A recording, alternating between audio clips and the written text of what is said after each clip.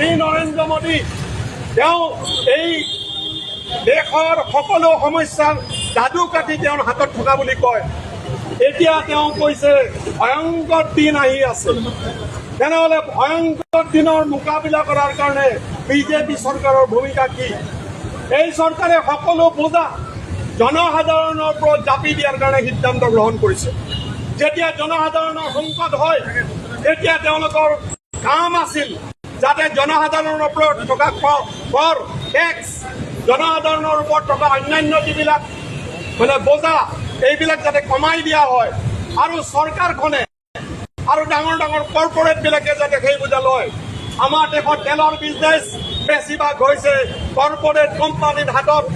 যেতিয়া তেলৰ দাম বাঢ়িছে, খাৰুৱা তেলৰ দাম বাঢ়িছে, তেওঁলোকে লাভ কমকৈ হ'লেও লৈ জনসাধাৰণৰ ওপৰত পেট্ৰল, ডিজেল বা অন্যান্য মূল্যবৃদ্ধি জাপি দিব নালাগিছিল।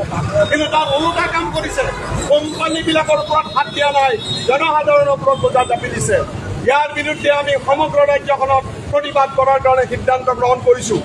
আৰু এই প্ৰতিবাদত আমি দেখিছোঁ সাধাৰণ মানুহৰ কি অৱস্থা।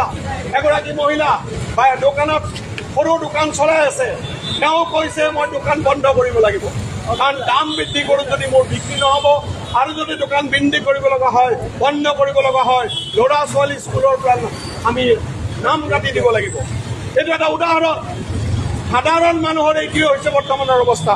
গতিকে সকলো মানুহে যিয়ে যাকে ভোট দিলে নিৰ্বাচনত দিলে, কিন্তু বৰ্তমান বিজেপি চৰকাৰৰ নীতিৰ বিৰুদ্ধে সকলোৱে আগবাঢ়ি অহা উচিত। সেইকাৰণে আমাৰ ৰাজ্যখনত আজি 20 তাৰিখৰ পৰা 26 তাৰিখলৈ আমি প্ৰতিবাদী কাৰ্যসূচীৰ আহ্বান জনাইছোঁ। এই কাৰ্যসূচী গুৱাহাটীৰ বিভিন্ন অঞ্চলত যাতে আগবঢ়াই নিয়া হয়, তাৰ কাৰণে মই আবেদন জনাই মই মোৰ বক্তব্য সামৰণি মাৰিছোঁ। পেট্ৰল ডিজেলৰ মূল্য নিয়ন্ত্ৰণ কৰিব নোৱাৰা বিজেপি চৰকাৰ হাই হাই। পেট্ৰল ডিজেলৰ মূল্য নিয়ন্ত্ৰণ কৰিব নোৱাৰা বিজেপি চৰকাৰ হাই হাই। গেছ চিলিণ্ডাৰ যোগান ধৰিব নোৱাৰা বিজেপি চৰকাৰ হাই হাই। গেছ চিলিণ্ডাৰ যোগান ধৰিব নোৱাৰা বিজেপি চৰকাৰ হাই হাই। ৰাইজৰ হাহাকাৰ শুই আছে চৰকাৰ, বিজেপি চৰকাৰ হাই হাই। ৰাইজৰ হাহাকাৰ শুই আছে চৰকাৰ, মোদী চৰকাৰ।